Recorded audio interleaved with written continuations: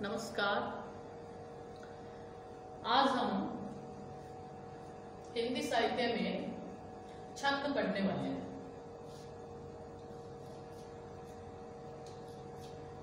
छंद छंद क्या है? छंद का अर्थ होता है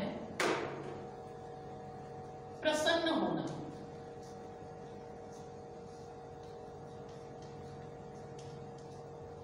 आच्छादित होना, बांधना,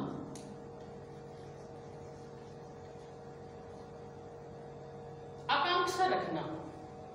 कहने का तात्पर्य है जो छंदबद्ध रचना होती है वो पाठक को प्रसन्न करती है,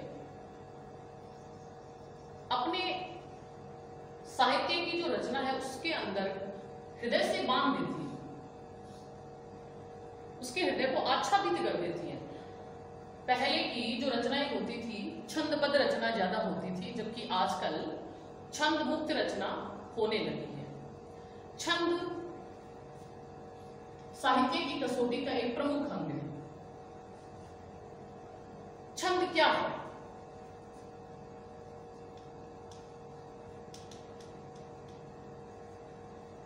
छंद जिसमें वर्णों और मात्राओं को निश्चित कर ध्यान में रखा जाता है, अर्थात जिस रचना में वर्णों और मात्राओं को निश्चित या नियमित रूप से ध्यान में रखकर जो रचना की जाती है वो छंदबद्ध रचना कहलाती है।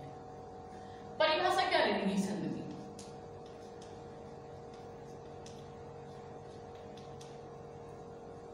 ऐसी रचना जिसमें यति, गति,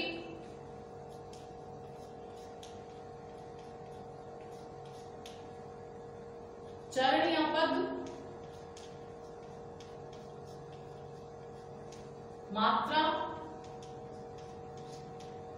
गण आदि को नियमित तरीके से ध्यान में रखते हुए जो रचना की जाती है वो छंद कहलाता है। कहने का मतलब है छंदबद्ध जो रचना होगी उसके अंतर्गत यति, गति, चरण या जो भी पद है, मात्रा है, गण है, इनका ध्यान रखते हुए रचना की जाएगी जो छंदबद्ध रचना कहलाती है। छंद कितने प्रकार के होते हैं? छंदों का वर्गीकरण किस आधार पर किया गया है?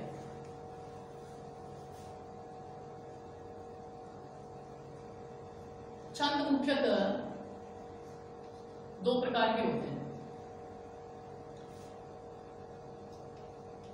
वैदिक छंद,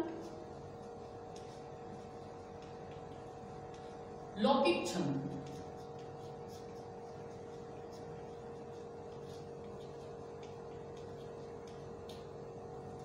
वैदिक छंद क्या है? वैदिक छंद वो छंद कहलाते हैं जिसमें वेदों या ग्रंथों के अंतर्गत जो छंद काम में लिए जाते हैं, जैसे अनुष्टुप छंद जो हम पढ़ते हैं, प्राय वेदों में अनुष्टुप छंद का प्रयोग किया जाता है। तो वेद और ग्रंथों में जिन छंदों का प्रयोग किया जाता है वो कहलाते हैं वैदिक ग्रंथ। और लौकिक ग्रंथ अर्थात लोक साहित्य में जिन ग्रंथों को काम में लिया जाता है वो लौकिक छंद कहलाते हैं। हम आज पढ़ने वाले हैं लौकिक छंद। चूंकि वैदिक छंदों का प्रयोग वेद और साहित्यों के अंतर्गत किया जाता है, हम हिंदी साहित्य में लौकिक छंदों का प्रयोग करते हैं। तो लौकिक छंद के अंतर्गत छंदों को कितने भागों में बांटा गया? लौकिक छंद के अंतर्गत छंदों को दो भागों में बांटा गया है, मात्रिक छंद,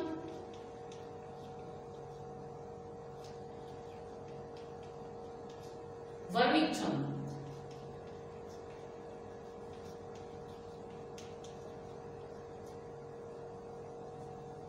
लौकिक साहित्य के अंतर्गत लौकिक छंदों का जो प्रयोग किया जाता है, लौकिक छंदों को दो भागों में बांटा जाता है, एक होते हैं मात्रिक छंद और दूसरे होते हैं वर्णिक छंद। मात्रिक छंद क्या है? मात्रिक छंद वे छंद कहलाते हैं जिसमें मात्राओं के नियमों का ध्यान रखा जाता है, या यूं कह सकते हैं कि जिस रचना में मात्राओं की गणना को व्यवस्थित और नियमित ढंग से ध्यान में रखकर जो रचना की जाती है वो मात्रिक छंद कहलाते हैं। उसी के नाम के अनुरूप वर्णिक छंद ऐसी रचना जिसमें वर्णों की गणना करके मात्रिक छंद में तो मात्राओं की गणना की जाती है, वर्णिक छंद में वर्णों की गणना करके जो रचना की जाती है, व्यवस्थित और नियमित रूप से जो रचना की जाती है, वो वर्णिक छंद कहलाते हैं। शब्दों के अनुसार ही मात्रिक छंदों में मात्राओं का ध्यान रखा जाता है, मात्राओं की गणना की जाती है, और वर्णिक छंद में वर्णों की गणना की जाती है। अब मात्रिक छंद कितने प्रकार के होते हैं? 3। समछंद,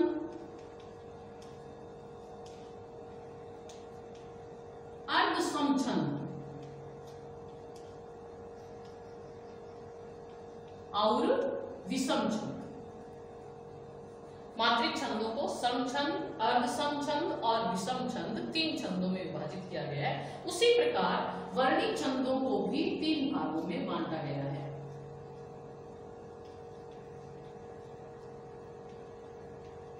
समछंद, अर्धसम और तीसरा है विषम।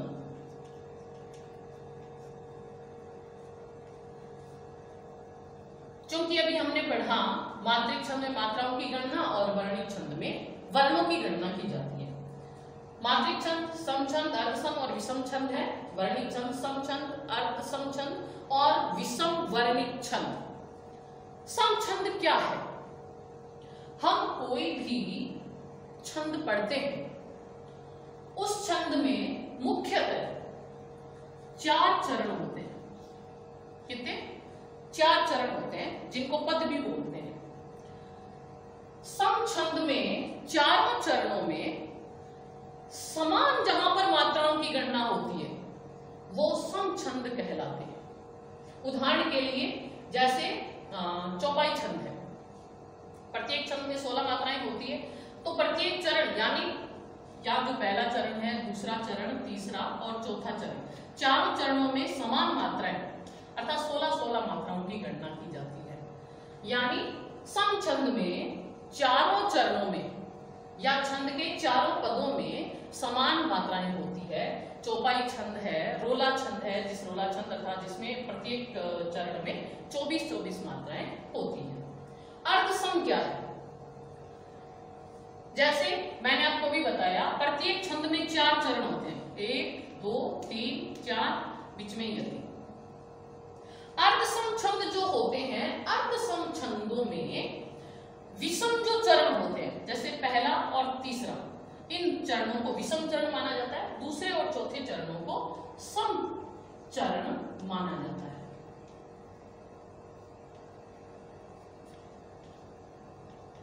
पहले और तीसरे को विषम चरण और दूसरे और चौथे को सम चरण माना जाता है। तो अर्धसम में क्या होता है? जहां पर सम और विषम दोनों चरणों की मात्राएं बराबर होती है, यानी दूसरे और चौथे चरण की मात्राएं बराबर होगी, पहले और तीसरे चरण की मात्राएं बराबर होगी। जैसे उदाहरण के लिए हम लेते हैं दोहा सोरठा। उदाहरण है इसका दोहा सोरठा। दोहा जो छंद होता है जिसके अंदर पहले और तीसरे अर्थात विषम चरणों में 13-13 मात्राएं और सम चरणों में 11-11 मात्राएं होती है। इसी प्रकार ठीक इसका उल्टा सोरठा छंद के विषम चरणों अर्थात पहले और तीसरे चरण में 11-11 मात्राएं और सम चरणों दूसरे और चौथे चरण में 13-13 मात्राएं होती है। कहने का मतलब है सम और विषम चरणों के आधार पर जहां मात्राओं की या वर्णों की गणना बराबर होती है, वहां पर अर्धसम मात्रिक छंद होता है। तीसरा है विषम छंद। विषम जैसे छप्पे है, उदाहरण के लिए छप्पे, कुंडलिया।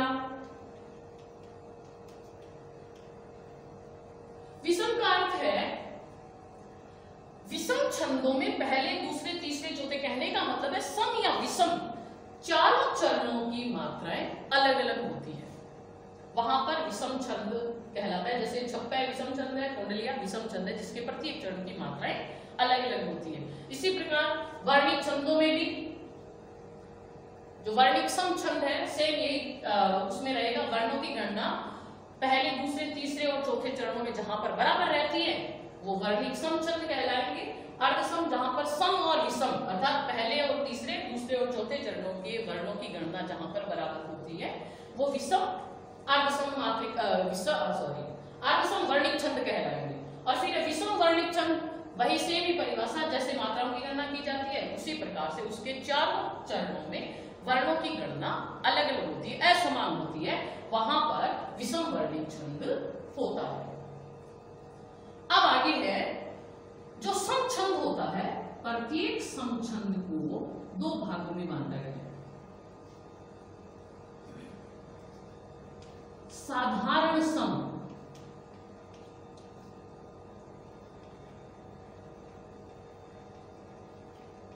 और दूसरा है दंडक।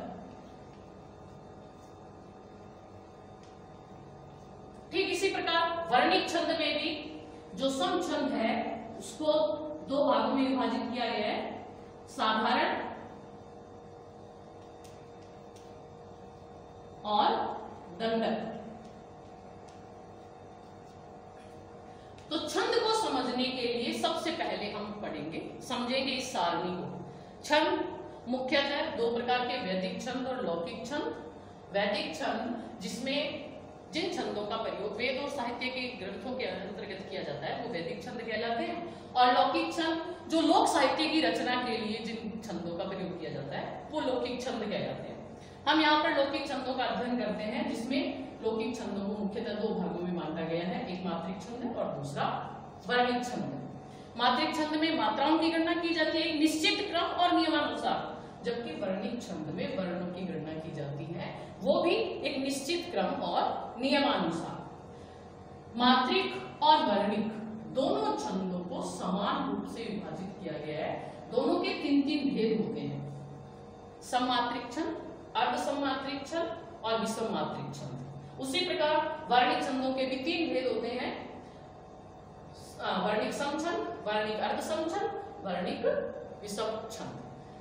अब समछंद को दो भागों में बांटा गया है। समछंद के दो भेद होते हैं, साधारण समछंद और दंडक छंद। उसी प्रकार वर्णिक छंदों के समछंद को भी दो भागों में बांटा गया है, एक साधारण और दंडक।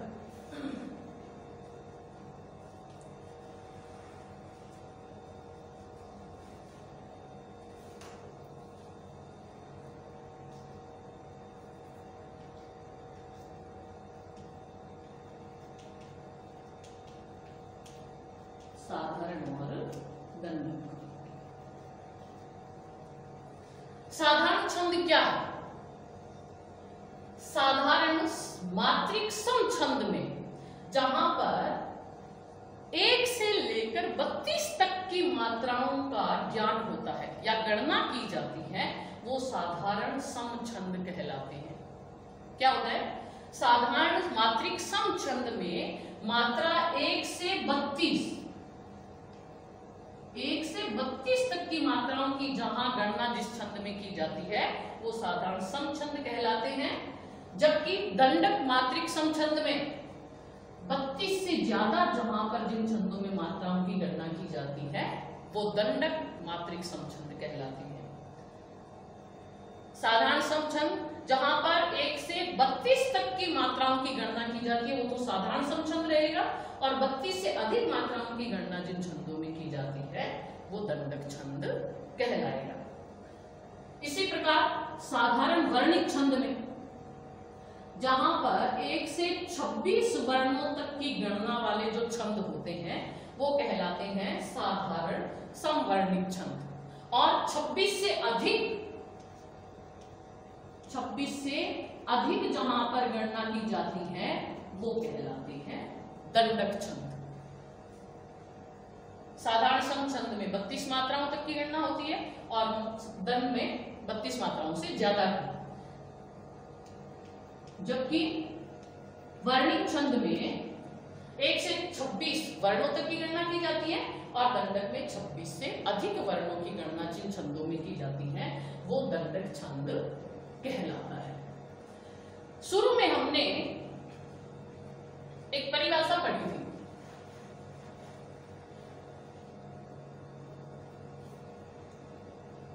छंद परिभाषा थी जिसमें यति, गति, चरण,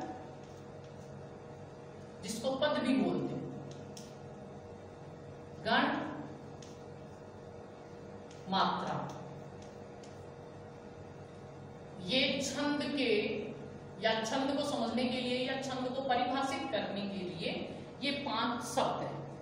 छंद, जिसके अंतर्गत यति, गति, चरण, जिनको पद भी बोला जाता है, गण और मात्राओं का जहां पर ध्यान रखा जाता है या गणना की जाती है या नियमानुसार जो छंद रचना की जाती है, वो छंद कहलाते हैं। तो हमने सबसे पहले छंदों की जानकारी प्राप्त की। छंद वैदिक और लौकिक 2 प्रकार के, लौकिक छंद 2 प्रकार के, मात्रिक और वर्णिक, दोनों को ही 3 भागों में विभाजित किया गया, सम, अर्ध सम और विषम छंदों में। और सम छंदों को 2 भागों में बांटा जाता है, साधारण समछंद और दंडक समछंद। अब छंद बनते कैसे हैं? छंद को जो परिभाषित करने वाले जो शब्द है उनको समझने के लिए हम सबसे पहले समझते हैं यति। यति क्या है? जैसे हमने पढ़ा, मैं आपको एक यहाँ छंद लिखकर बताती हूं।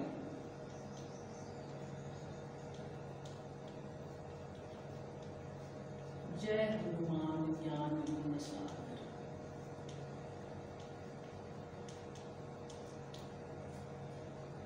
जय कपीस तीनों,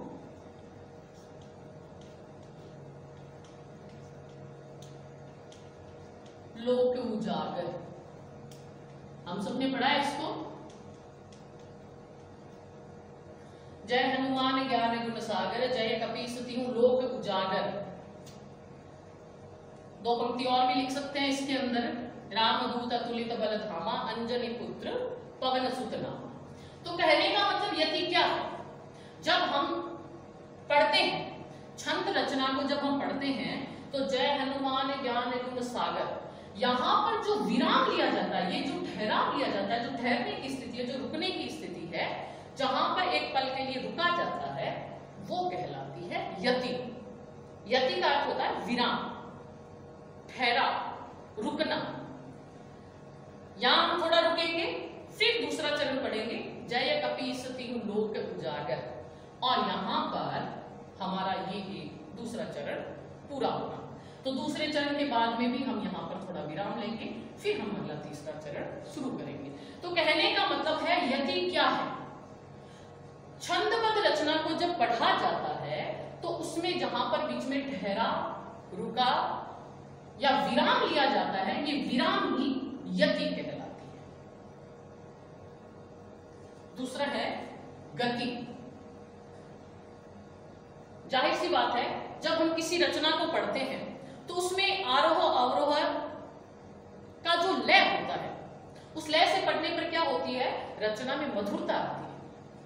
जैसे हम इसको पढ़ते हैं, जय हनुमान ज्ञान गुण सागर, जय कपीस तीनों लोक उजागर। इसमें जो एक लय है, जो मधुरता है, जो आरोह अवरोह का जो क्रम है, ये क्रम ही क्या कहलाती है?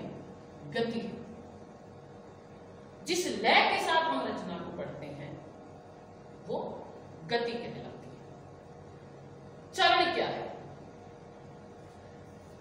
जानकारी के लिए मैं आपको बता दूं, प्रत्येक छंद में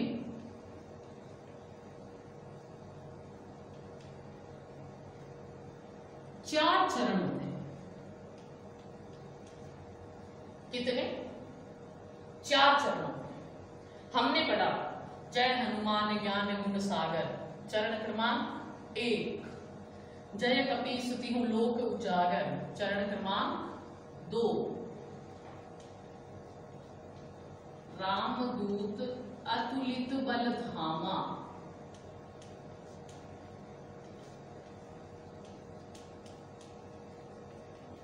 चरण क्रमांक 3। अंजनी पुत्र पवन सुत नामा,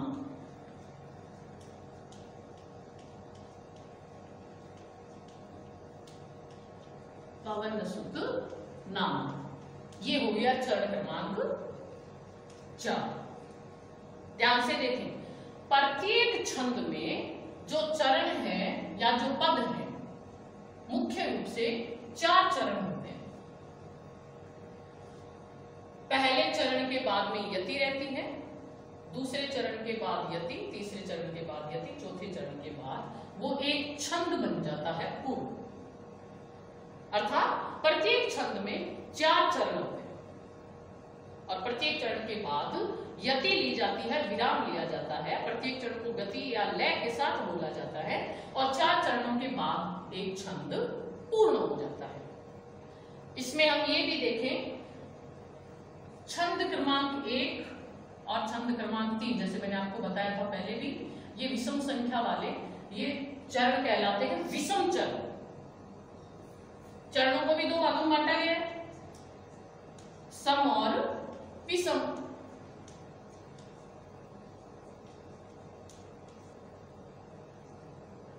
सम चरणों में दूसरा और चौथा चरण आता है, जबकि विषम चरणों में पहला और तीसरा चरण आता है। चरण मुख्यतः प्रत्येक छंद में, या यूं कह सकते हैं एक छंद में 4 चरण होते हैं और चरण को 2 भागों में विभाजित किया गया है, सम चरण और विषम चरण। चरण क्रमांक 2 और 4 ये आते हैं सम छंद में और पहला और तीसरा जो आता है वो विषम छंद में आता है। फिर तीसरा आता है अपने गण।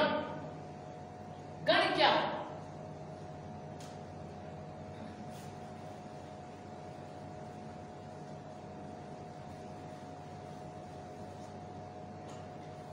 प्रत्येक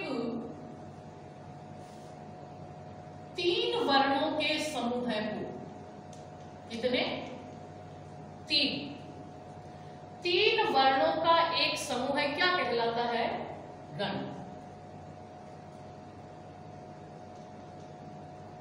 3 वर्णों का समूह है वो कहलाता है गण। छंद में गणों का प्रयोग किया जाता है और बिना गणों की जानकारी के हम छंद को पूर्णतया समझ नहीं सकते। एक सूत्र है,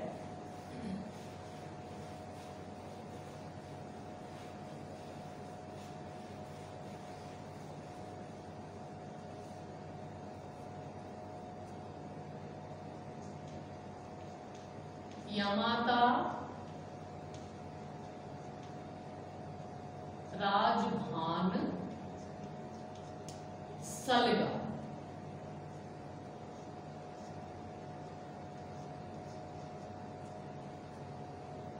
क्या है? ये छंद को समझने का एक सूत्र है। ये सूत्र हमें याद होते ही हमें गणों की जानकारी स्वतः ही होने लग जाएगी। यमाता राजभान सलगा, हमने अभी पढ़ा था 3 वर्णों का जो समूह है वो गण कहलाता है। हमें ये बहुत अनिवार्य रूप से समझ में आना चाहिए कि छंदों को समझने के लिए गणों का समझना बहुत जरूरी है। गण कैसे बनते हैं मैं आपको इस सूत्र के माध्यम से समझाती हूं।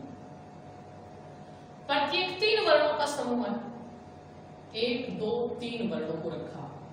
वर्ण क्या है? यह माता। फिर इससे आगे 3 वर्ण लेंगे, कौन सा रहेगा? माता रा। फिर यहां से 3 वर्ण, ताराज। यहां रा से फिर 3 वर्ण, राजभा।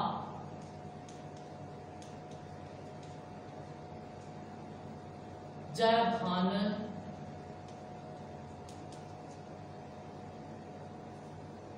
भानस, नसल, सलगा। अब ये ध्यान दें, गणों में मुख्यतः कितने होते हैं? 1 2 3 4 5 6 7 8। छंदों में 8 गण होते हैं, 8 प्रकार के गण होते हैं।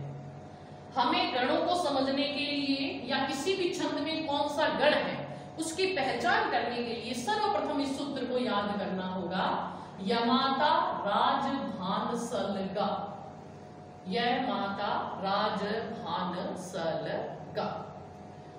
फिर मैंने आपको बता दिया या स्पष्ट 3 वर्णों का समूह है, गण कहलाता है और हमें यहाँ पर गण बनाने हैं।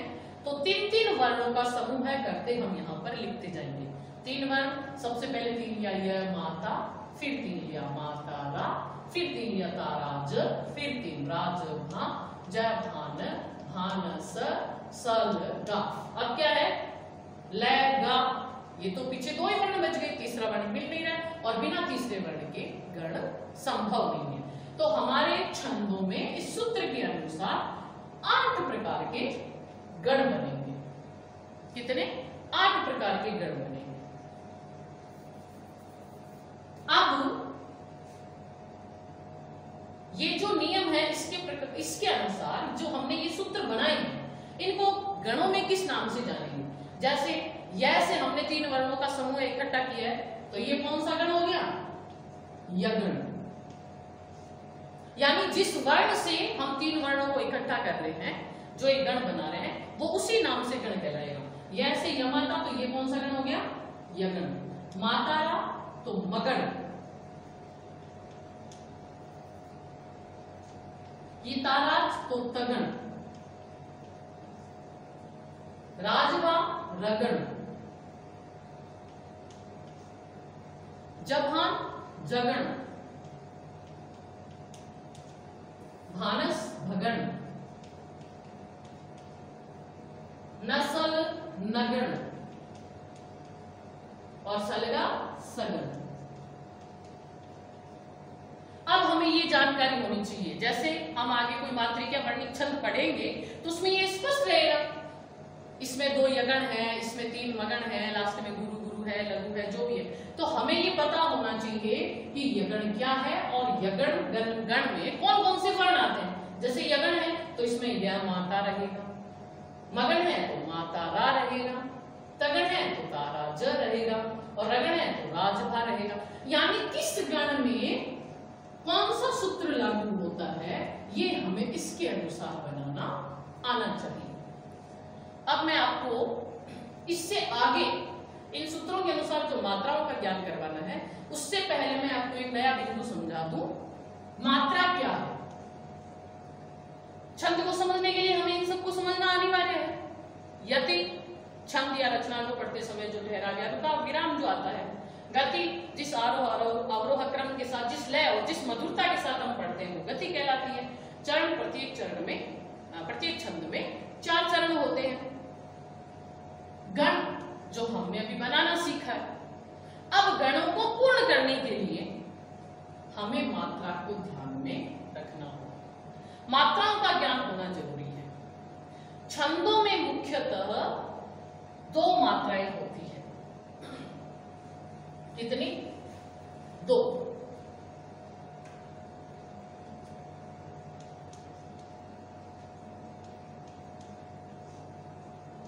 दो मात्राएं होती है।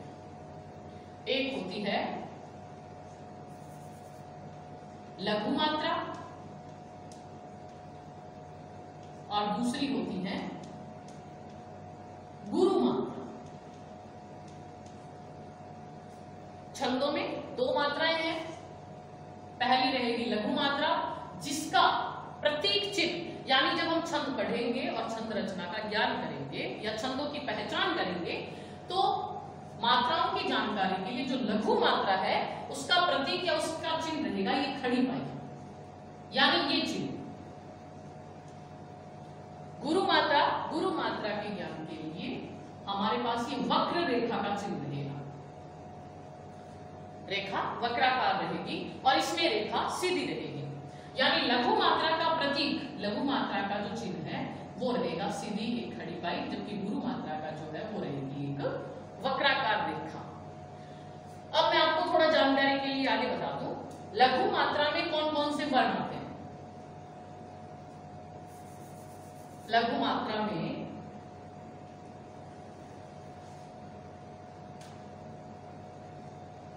ए, छोटी ई, छोटा ऊ, री और ली,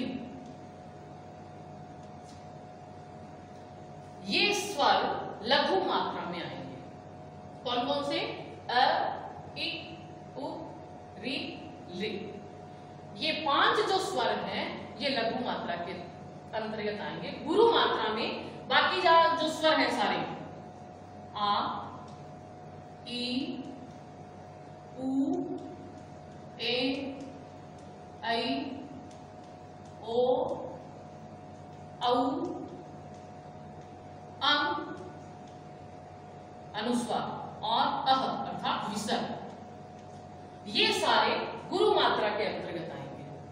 यानी जब हम रचना का ज्ञान करेंगे तो उसके दौरान मात्राओं की पहचान करने के लिए लघु मात्रा वहीं पर लगानी है जहां पर अ, ई, उ, री और री की मात्राओं का प्रयोग।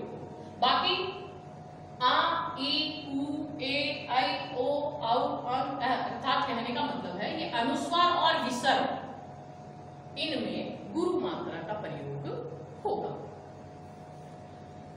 उदाहरण के लिए मैं आपको मात्राएं कैसे लगती है थोड़ा यहां पर बता दूं। जैसे एक शब्द देख लिया हमने, महामाया,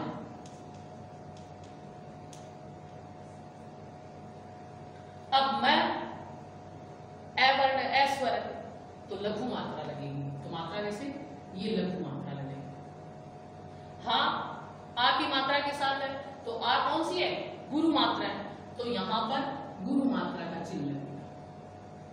फिर मां, ये भी आ की मात्रा है तो मां भी गुरु मात्रा का चिन्ह लगेगा। और या, ये भी आ की मात्रा है तो यहां पर भी गुरु मात्रा का चिन्ह लगेगा। तो कहने का मतलब है